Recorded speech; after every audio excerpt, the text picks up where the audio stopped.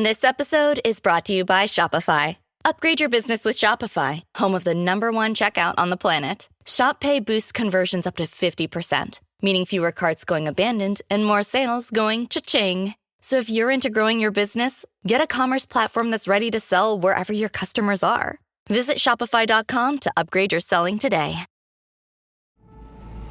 Season 1 of Andor had critics calling it the best Star Wars series yet. Season 2 of the Emmy-nominated series is now streaming on Disney+. Follow Cassian Andor as he embarks on a path from a rebel to a hero. Starring Diego Luna and from creator Tony Gilroy, writer of Michael Clayton and The Bourne Identity. Season 2 of Andor is now streaming only on Disney+. This is the Dan Le Batard Show with the Stugotz podcast. Hey, is your team still playing playoff basketball? I don't know what that's like. That's because my team got historically swept. But if you're in the NBA market and there's playoff basketball going on, it's probably a hard ticket to get, I imagine. Well, where do you go? Primary market sold out. What are your options? If you're like me, you've probably scoured the entire marketplace and you found, like I did, that the Game Time app is the best place. Trust me when I say this, I've tried them all.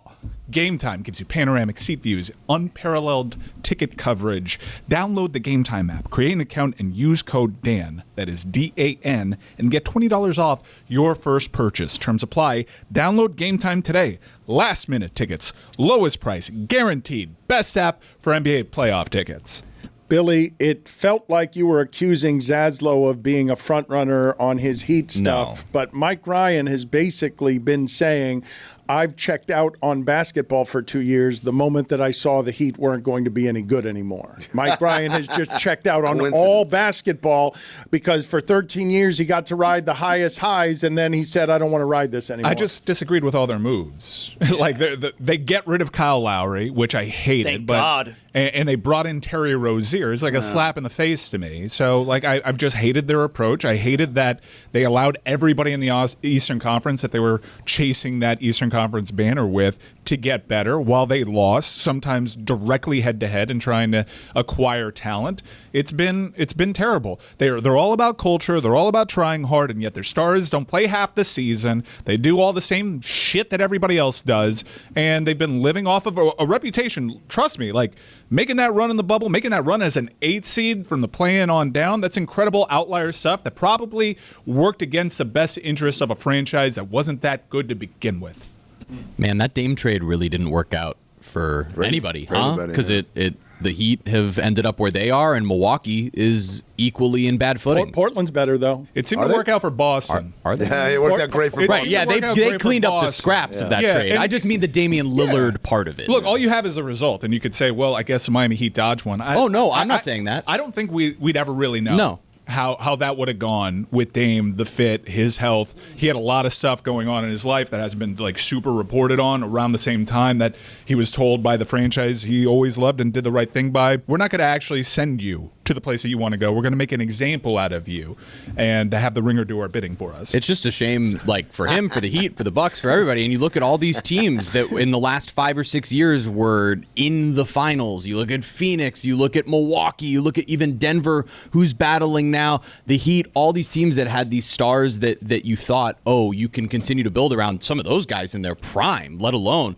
And now they're all sort of floundering. Even for that matter, Golden State, the only reason they're there is because they took the star from one of the other teams, and that's the only reason they're still relevant. By the way, I'm not hating on the Ringer. I think what the Ringer did, like obviously by their pro Celtics personalities, was a masterstroke. It's why they have a banner. They reacted to that Lillard to Heat thing so out of proportion that it was such an outsized reaction that it beat the market, it established a narrative, and it got a lot of buy-in. Hey, this team that just made it to the finals as an 8 seed, we can't let them have an actual good player. This is one of the things that has happened here on a day meant to laugh at the Miami Heat.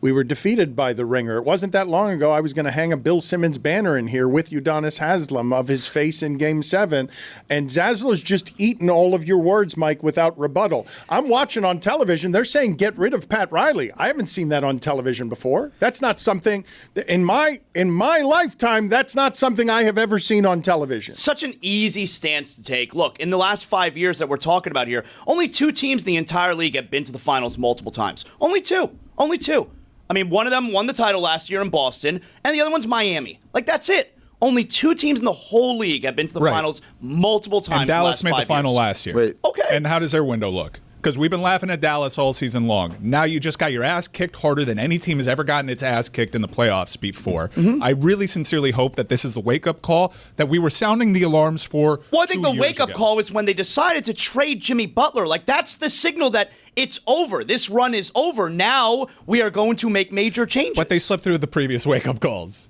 The time to trade him was in the offseason, and they totally butchered the Jimmy. It's fact. It's fact. They butchered it. Mike, I'll agree with you in this, Zaz.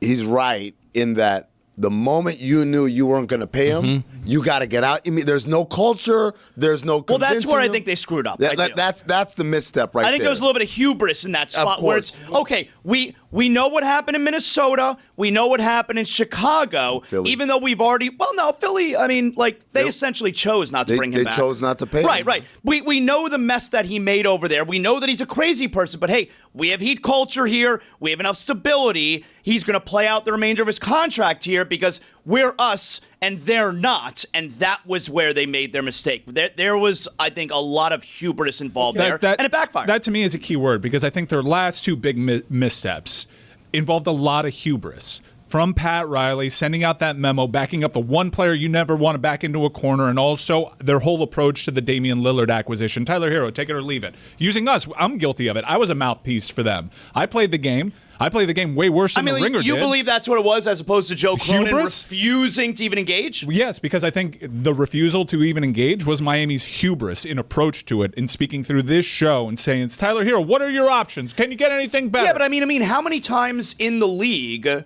do negotiations for a trade start like that? And then eventually you'll work your way to the real trade. That was what we talked about at the time. It's not that, hey, this is a good deal. Why isn't Portland doing it? It's you won't even engage in conversation. Your star does not want to be there anymore. We're already here. Let's work. Let's at least give me a counter, and then we'll work our way. This idea that we're not going to talk. But Mike, I don't know if that's hubris. The Jimmy Butler, hey, he's fine thing, that absolutely is hubris, which is crazy because you know who else made the same exact mistake? It was Tom Thibodeau in Minnesota, where he was just like, no, Jimmy's fine. Jimmy told them as soon as their season was over, the last season, hey, you're not going to pay me, get rid of me. And Tibbs was like, no, he's fine. Jimmy's my guy. I understand him. Just when the season starts, everything will be fine, and everything unraveled. And so for them to not learn from that mistake at all, and for them to think that, oh, no, things are different here, even though this guy's demonstrated a specific way of handling that situation, it was a huge misstep. To me, the Lillard thing is just like, it's what I was talking about earlier in the show with you, which is, yo, man, sometimes people just don't want to do a deal. So here's Pat Riley's fault. The 4 teams involved in that Lillard pursuit, Portland, Milwaukee, Boston, Miami. All the GMs got extended. that were involved in that deal.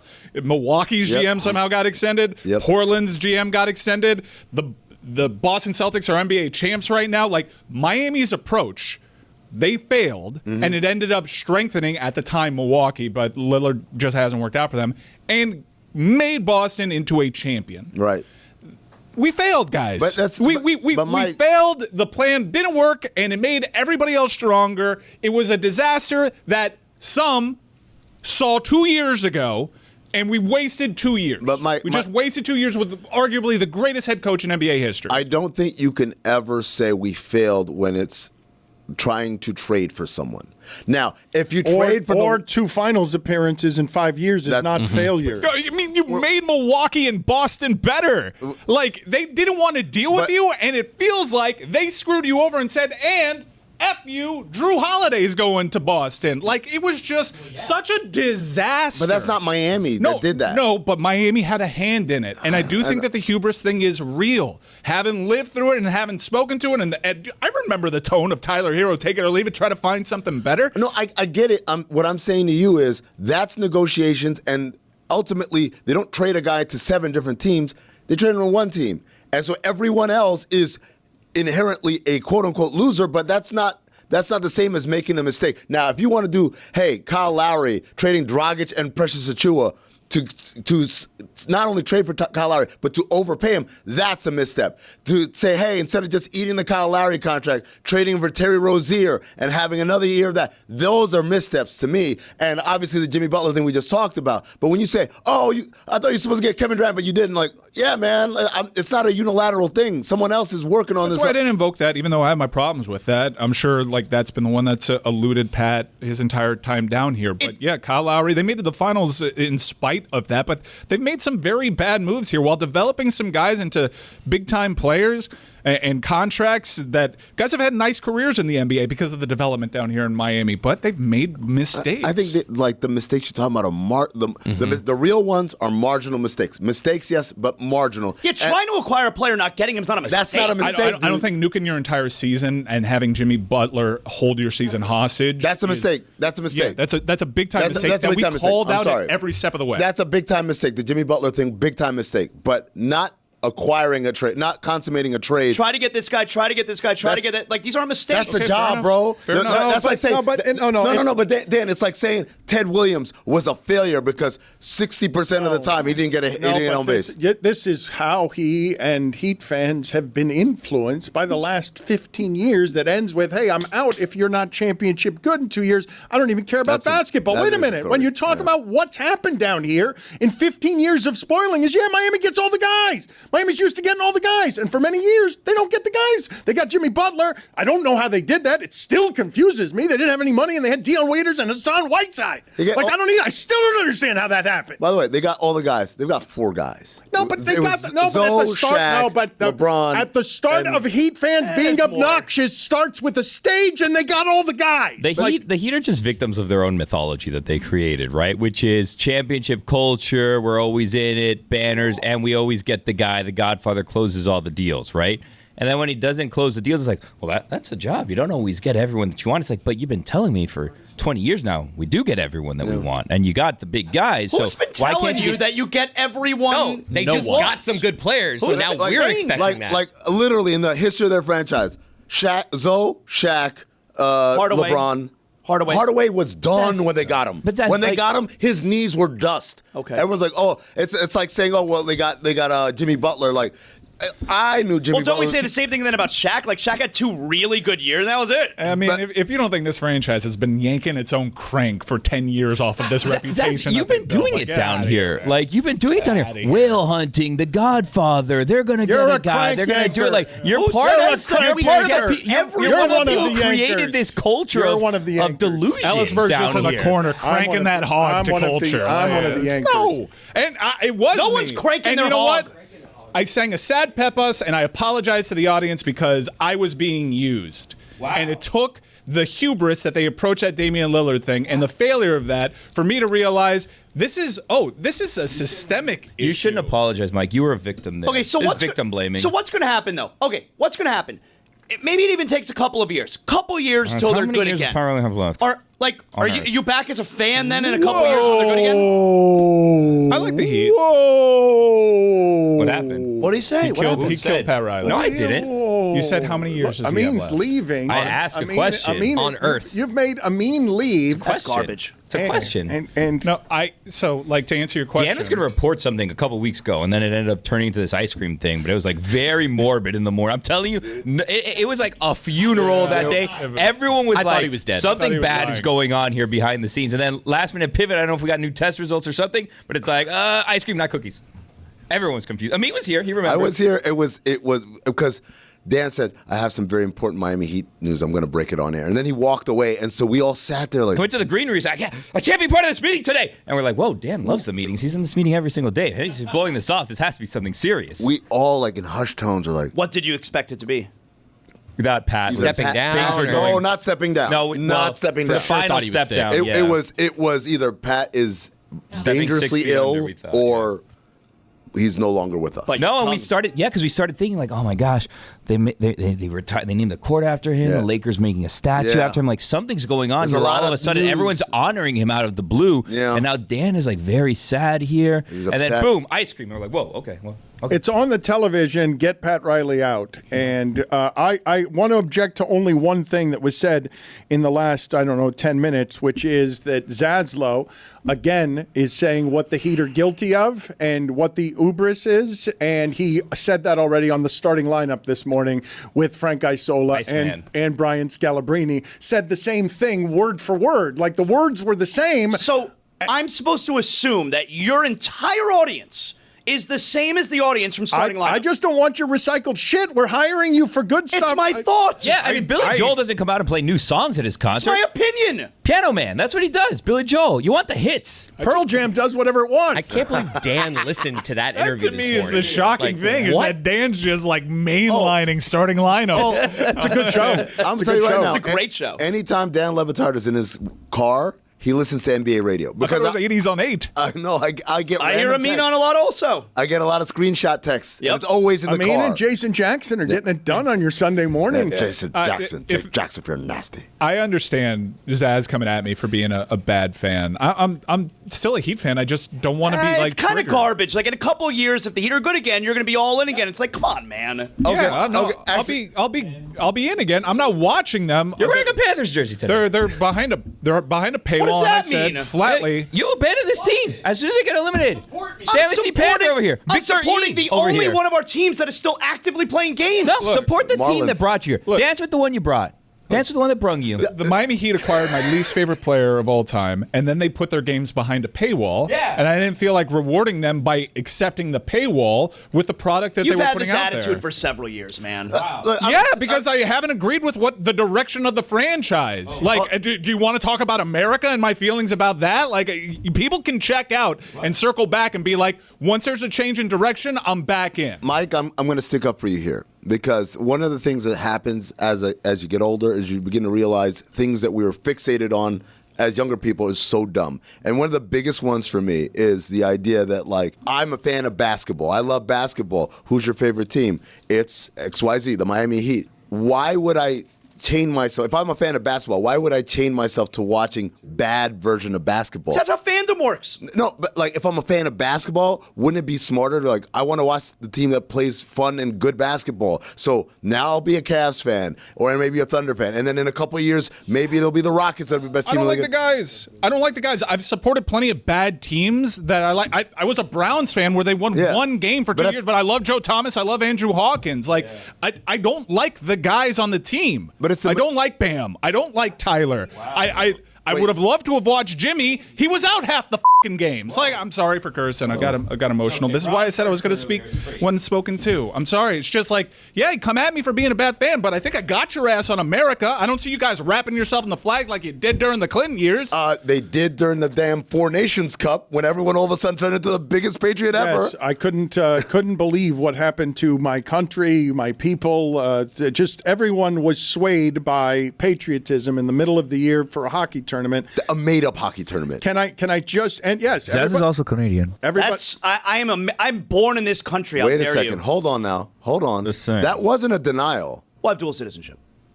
Well, Pick a side. now who's a fence sitter? Yeah? It's not my fault. So when It's almost exclusively. So your when fault. America loses by 60, then you all of a sudden become a Canadian? No, Right? Come in with I the am Canada jersey next day? American. I am a proud American. I was born here. There is no denying that. Me being a dual citizenship is something my mother set up for me when I was born. Just in case. Just in case. That's true. Just in case he Just gets in swept. case. It's always just, that's what in his case nickname should things be. went awry. Just in in this country. case, Zaslow. Just in case the Just Heat are in bad, I case. have this Panthers Panthers jersey. jersey. Just in case the Panthers are bad, I have a Heat jersey. Just in case one of the countries, I have citizenship in the other one. Just in case. My approach to the Miami Heat is one that you revealed as your approach to the Florida Gators, even though you went to Santa Fe. Wow. I'm not doing this again. Okay, wow.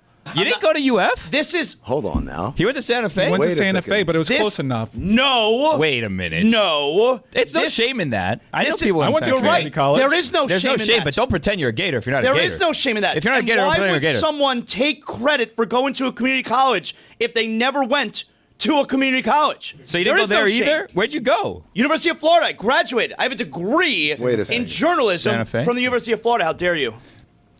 You guys quit inciting Zaz, please. It's not the day, man. I'm super happy. Panthers last night. Did you go to Santa Fe for like 2 years and then you went to UF? If you asked me right now to go to Santa Fe Community College, and your life depends on you getting there, Mine I'd be does. dead. I would never know how to get Okay, there. this is what's 'Cause you happening blocked it around out. here. Billy, I need you because Just ask. all you had last night was Dodgers Marlins, and you're just mad. No, I had my ice catch. What are you talking about? That Zaslow, And below deck med. You're just mad that Zaslow gets to live a giant life right now with his sports fandom. I'm on and, heater dog. and Zaslow came in saying, I'm on a heater dog. Of course, if you always choose the winning team, your team's always going to win. What do you expect? Got to the casino Saturday night for Pearl Jam. Decided to play a little money wheel. Won $500. Whoa, That's whoa, right. whoa. Yeah. Uncle Sam's listening. Shh. Met Dave Bautista on the way out That's and right. talked to him, and his teenage son was mesmerized by how popular Zaslow was with Dave Bautista. He had such a funny, organic reaction, my son. We're leaving the concert the other night, and I see walking right next. I think that's Batista. And obviously, we're huge pro wrestling fans because wrestling is everything. And I just go, Batista! And I give him a fist bump, and, hey. I go, and he's wearing a Pearl Jam shirt. And I go, did you like the show? He goes, effing awesome. I go, effing awesome. Must have gone Saturday. And then my son no, it was Thursday. And then my younger son right next to me, because he'd never been around like celebrities and he loves Batista too, Drax, Guardians of the Galaxy. Yeah. My son sees me just casually talking to Batista, and my 13-year-old son Jordan goes, what? And I look, I go, yeah, just go say hello to Batista. He was shook that we were talking to Batista. And your Panthers give you the 11 seconds of your life last night? I'm telling you, I almost passed out and fell down the stairs. I had to control myself for a moment there.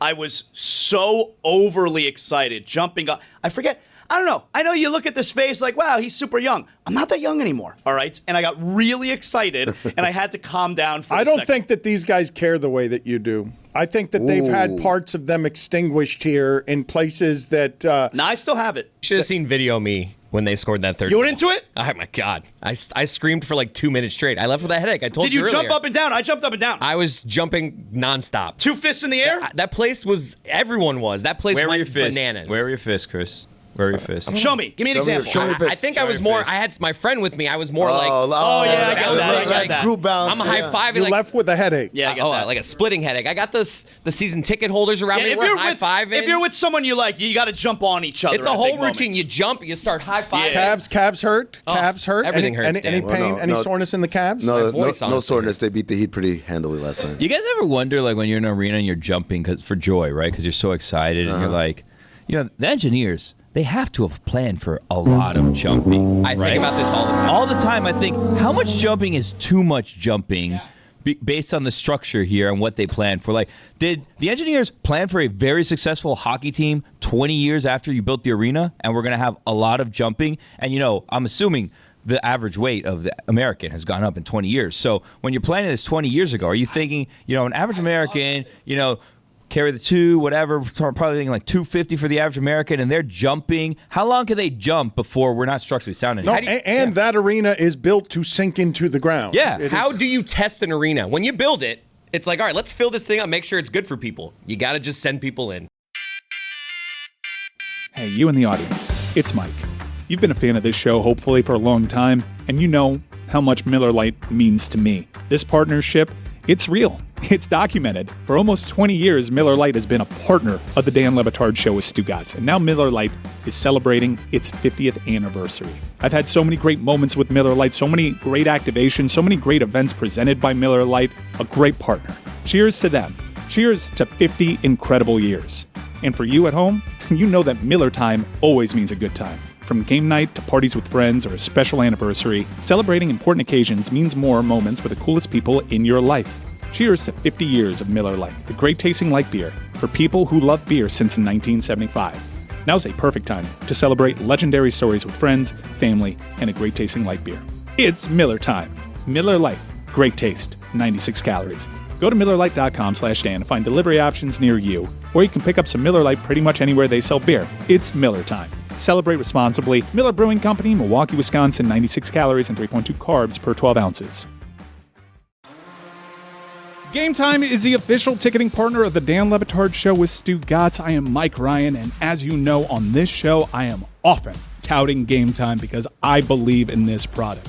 And as a play-in tournament begins this week, why don't you head on over to Game Time? As a Miami Heat fan, I've got plenty of great experiences with that play-in tournament. A lot of good runs started in this play-in tournament. Might be a little frustrated that they're always in the play-in tournament, but that's a story for another day. The good news is Game Time makes getting tickets to that play-in tournament faster and easier, even for hard-to-get playoff seats. Prices on the Game Time app may actually go down the closer it gets to tip-off. With killer last-minute deals, all-in prices, views from your seat, and their lowest price guarantee, Game Time takes the guesswork out of buying NBA playoff tickets. And don't forget about that all-in pricing. Toggling this feature shows the total up front, with no surprise fees at checkout. And Game Time's got its unparalleled ticket coverage. Your purchase is covered with the most flexible customer service policy in the ticketing industry. Take the guesswork out of buying tickets with Game Time. Download the Game Time app, create an account, and use code DAN for $20 off your first purchase. Terms apply. Again, create an account and redeem code DAN for $20 off. Download the Game Time app today. Last minute tickets, lowest price, guaranteed.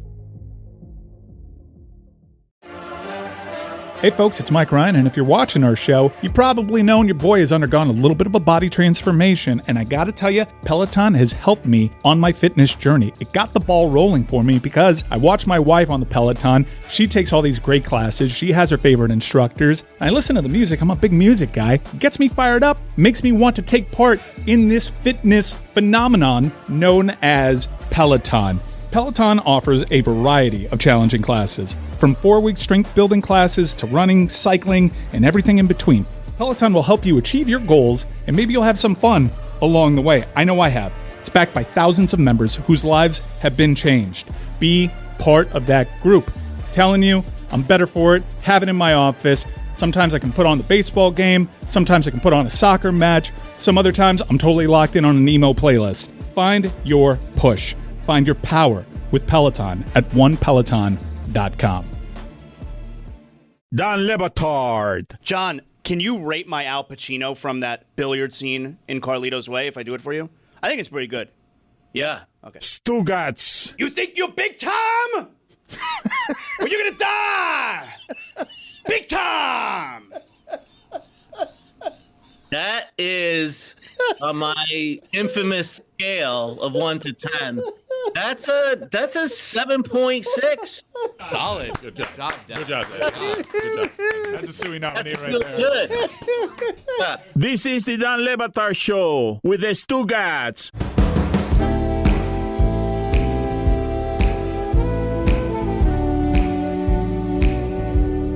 You know what you do? You get Nathan Fielder to build a replica of the arena, and then have That show's crazy. it's I insane. I can't believe what he's doing with television. What's his budget? That's all. That's the only question I've had through 2 seasons now of the show. What is the budget? He's getting the only money in Hollywood they're giving, like the Game of Thrones money. He's getting it. It has to be. They're spending more on that than The Last of Us. I'll tell you that right now. Last of Us is shooting out on No location. way. They're spending. He built a replica. He's using it to make a replica of Hudson News. For some reason, Hudson really is News. amazing. Hudson News. He built an entire terminal from Bush Intercontinental Airport. I want to see terminal. his budget. I want to see what he's doing, what they're allowing. Like somebody is allowing real genius there in a way that's unusual. Like usually it's not funded like that. And also, Dan, to be honest, Game of Thrones, they spent like $1 bajillion an episode. But like they got 10 million viewers, right, per episode every week. So it's like, okay, it costs a lot, but it's getting great like reviews and audience attraction. I still feel like the rehearsal is like this small show that me and a couple of my friends I'm just watch. learning about it over the last couple of days. I had Amin explain it to me a few minutes ago. It might take a minute for interest to develop because I was interested from the first moment just because of who was making it and Right. because of the choices. He has a. I mean, he hasn't made anything that's bad. He makes interesting art, and on this, he's being funded. So it started with a segment on a show in Canada called Nathan on Your Side. And the segment was literally like 3 or 4 minutes long. And I can't even remember what the show was, but like they had like a recurring segment, Nathan on Your Side. And he goes and he helps like a small business, right?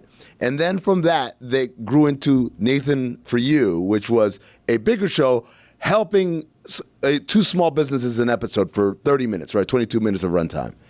And now the rehearsal is like the latest evolution of this thing, where it is, as I told Zaz, it is the most sophisticated prank show in the world, right? Like, we've reached a point in time where prank shows are people on the street acting like assholes. Like, oh, let's spill milk all over you. Ha ha, no, it's a prank, it's a prank. You stupid little clowns. That's not a prank show. That's just you being an asshole. A prank show is what this man is doing, where he is, to give you an example, there was a guy last season who was in a trivia crew and was had a conversation that he wanted to have, but he was a little scared. So what Nathan did was rebuild the bar down to every spec, down to the upholstery being torn a little bit here, his upholstery that. He hired actors to play bartenders and patrons and the guy running the pizza oven, the functional pizza oven, right? And then he game planned basically with this dude how to have this confrontation. And they did it over and over and over again until when he finally did it for real, he walks into the bar and us as viewers could not tell whether this was the real bar or just another work because Nathan kept doing this. Every time you think this is real, it's like, no, this is still a rehearsal. Oh, so they show you all the rehearsals. Yes. It's not just one rehearsal. No. All of it. Again and again, and then they never tell you when the rehearsal is over because you're like, okay, this is the real. No, wait, no, still a rehearsal. Still a rehearsal. That's the genius of the show, is that basically every detail, you never know whether or not he's telling you the truth, whether this is scripted, whether it's an actor or a real person, any of that is totally left up in the air. And I've never seen any show like it. It says that last year, the season 1, or I guess a few years ago, $60 million budget for season 1. Bullshit. Don't you That's wonder? what it says. Don't you wonder how you even pitch a show like that? I mean, for him, I would guess it's off the strength of, hey, I made Nathan for you, and that was a successful show. If you give me a little bit more money, I can push it to another limit. But $60 million sounds low. Well, this is the second season. It's more this season, right? Let's. I want to get to a couple of things here. Mike Ryan was just criticizing Miami Heat management, and I'm imagining that Miami Heat management would receive that criticism the same way that Brandon Beane, the Bills general manager, received criticism of his drafts when he went on a local sports radio show. Listen to the last few minutes of your show before I came on, waiting on here. All right. Sounds like 2018 all over with you guys. Well, how so? Well, you guys were in 2018 about Josh Allen. You guys wanted Josh Rosen, and now you guys are that we don't have a receiver. I don't get it. Like, we just scored. Hold on, let me talk. We just scored 30 points in a row for 8 straight games. A year ago, I get you guys asking why we didn't have receivers, but I don't understand it now. You just saw us lead the league in points when you add all the postseason. No one scored more points than the Buffalo Bills, including the Super Bowl champions. So you just saw us do it without Stephon Diggs, same group. How is this group not better than last year's group? Our job is to score points and win games. Where do we need to get better? Defense. We did that. So I get it. You got to have a show, and you got to have something to bitch about. But about wide receiver is one of the dumbest arguments I've heard. There's a 4 count there. I mean, the last part is obviously super condescending, but overall he's right. Well, they scored a lot. I would say the whole part was condescending. The whole part was right. They have more expertise than we do generally. What does Ellisberg's voicemail sound like? No one owns the Chicago Bulls in the play-in like this franchise. Over the last 3 years, we've displayed that time and time again. And also, you guys keep complaining that we have no title chances. Well, no one got their ass kicked harder than us in NBA history in a playoff series. That guy actually has. Well, because no 10 seeds ever made the playoffs. He said the most history. points. Ellisberg would be like, we scored the 27th most points this season. We were the first 10 seed to ever make the playoffs. Look at us. The 24th most points. Come on, get it right. There are actual bona fides there. That's true. And by the way, get off his back. There's plenty of good free agent wide receivers out there. If you heard him on the starting lineup this morning with Frank Isola and Brian Scalabrine, Jonathan Zaslow had a lot of things to say about the Miami Heat. And one of the things he had to say is, well, maybe we shouldn't have 10 seeds in the playoffs. Fair. I mean, how bad were the Hawks and the Bulls, though, that they lost? Yes, but that we can agree, Heat, based on playing 82 regular season games and the results we have now in hand, probably shouldn't have been in the playoffs. And while we're at it, Yeah, Bulls. Yeah, Hawks. You shouldn't have been in either. While we're at it. Because if you lose to the Heat and a 10 seed, and we just saw what that is, a whole lot of people still feeling the embers of maybe Andrew Wiggins and that one time Jimmy did it to Giannis. You remember the one time? Nope, that's what it looks like almost every time you will see in the future that a 1 plays a 10. Glass half full. Isn't that what the 1 seed should get? A patsy in the first round. That's what they should be getting. Why do we want that? They should get a bye. They should get a bye. Well, no bye. We got to play the game.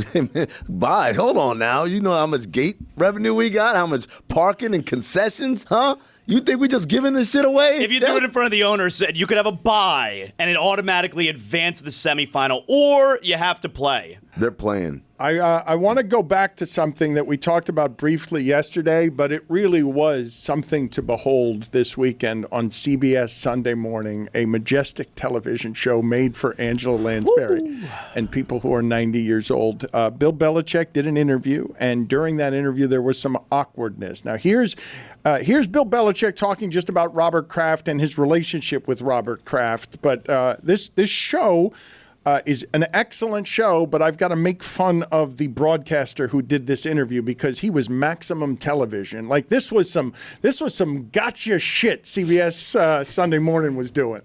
I have to ask about Robert Kraft because 24 years together, 6 Super Bowls. Unless I'm wrong, he's not in this book. How come? He's not. Well, again, it's about my life lessons in football, and it's really more about the ones that I've experienced directly. But he's not even in the acknowledgement section.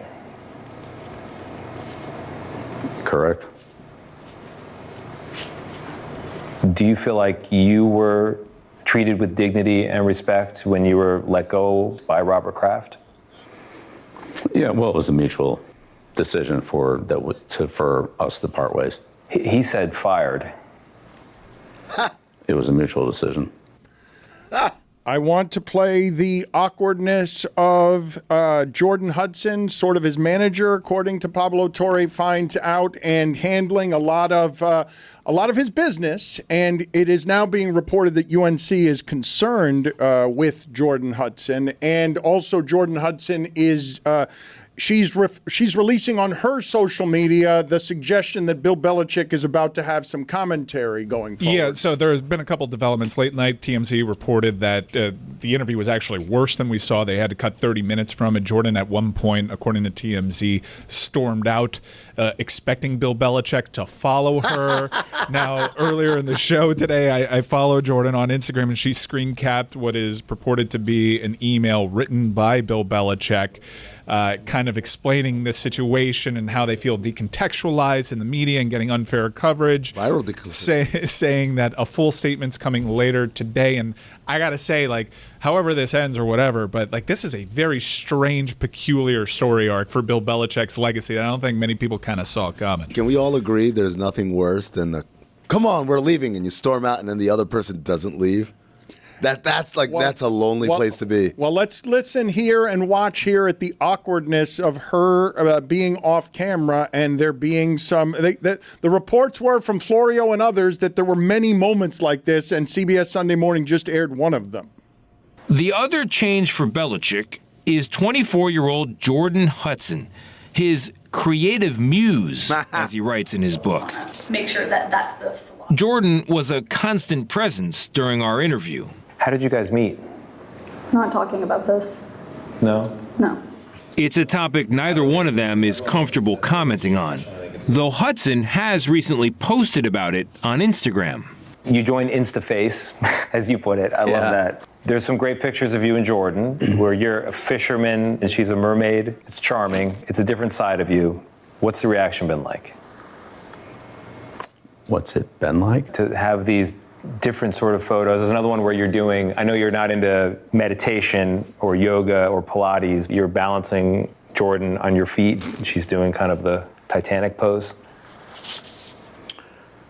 Yeah, so I'm on some of those social media platforms, but I honestly don't follow them. This is where the media game has passed him by, because he thinks we're on to Cincinnati's going to work in that spot. Not once you got the pictures of you on the beach, Coach. We have this one where you're a fisherman and she's a mermaid. I just love the dissecting these ridiculous Instagram posts. Chris, the sigh and the kind of little gaze he had right there, I know exactly what that is. It's like, I knew I shouldn't have done that shit, man. I knew I shouldn't have let her talk me into doing that. That's what that is. Don't blame that on her. He makes his own decisions. I really doubt Bill Belichick is uploading the photos. Yeah. On Instagram. I certainly don't think it was his idea. No, I think that some of these things, he's like, let's take this picture, it'll be fun. He's like, okay, and he has no thought as to where this is going to end up. Yep. And then all of a sudden, he's like. Getting the news the fisherman, mermaid, oh, you guys have seen You think that he's one? learning? He thought that was just. I love the idea of him not knowing that's out there. You know of this? You know the day we That was an intimate detail. What's going on with his shirt? How about putting on a shirt where you don't look like a bum? You're on CBS. Guys, is this a style thing? Are you familiar with Bill Belichick? CBS. Absolutely. This is him getting styled by her. And if you want proof, did you see what she was wearing? She was wearing a Navy shirt too, but he's had holes in his clothes for 20 years. It seems purposeful. That's purposeful, man. It seems purposeful when he goes out to a presser and has holes in his clothes. It's always what he does. He very clearly is head over heels. Yeah. I mean, we've known Bill Belichick. I've known of Bill Belichick for 35 years, and this is crazy behavior. You know what? I love love. Yeah, I love love. Man, dude, if you would have said to me, who in sports would be least likely to get caught up in just this story of what we're talking about, I would have thought Bill Belichick. There were signs. There's a lot of creepy old men. There were signs. There were signs. It's not too surprising. It's surprising that she's basically okay. Now his she's his creative muse. This is what I'm not gonna say, and you're not allowed to say. Love. This isn't surprising. I know you know it all, but I didn't have him as a fisherman with a mermaid taking pictures. Hey, you in the audience, it's Mike. You've been a fan of this show, hopefully, for a long time, and you know how much Miller Lite means to me. This partnership, it's real. It's documented. For almost 20 years, Miller Lite has been a partner of the Dan Le Batard Show with Stugotz, and now Miller Lite is celebrating its 50th anniversary. I've had so many great moments with Miller Lite, so many great activations, so many great events presented by Miller Lite, a great partner. Cheers to them. Cheers to 50 incredible years. And for you at home, you know that Miller time always means a good time. From game night to parties with friends or a special anniversary, celebrating important occasions means more moments with the coolest people in your life. Cheers to 50 years of Miller Lite, the great tasting light beer for people who love beer since 1975. Now's a perfect time to celebrate legendary stories with friends, family, and a great tasting light beer. It's Miller time. Miller Lite, great taste, 96 calories. Go to MillerLite.com/Dan to find delivery options near you, or you can pick up some Miller Lite pretty much anywhere they sell beer. It's Miller time. Celebrate responsibly. Miller Brewing Company, Milwaukee, Wisconsin, 96 calories and 3.2 carbs per 12 ounces.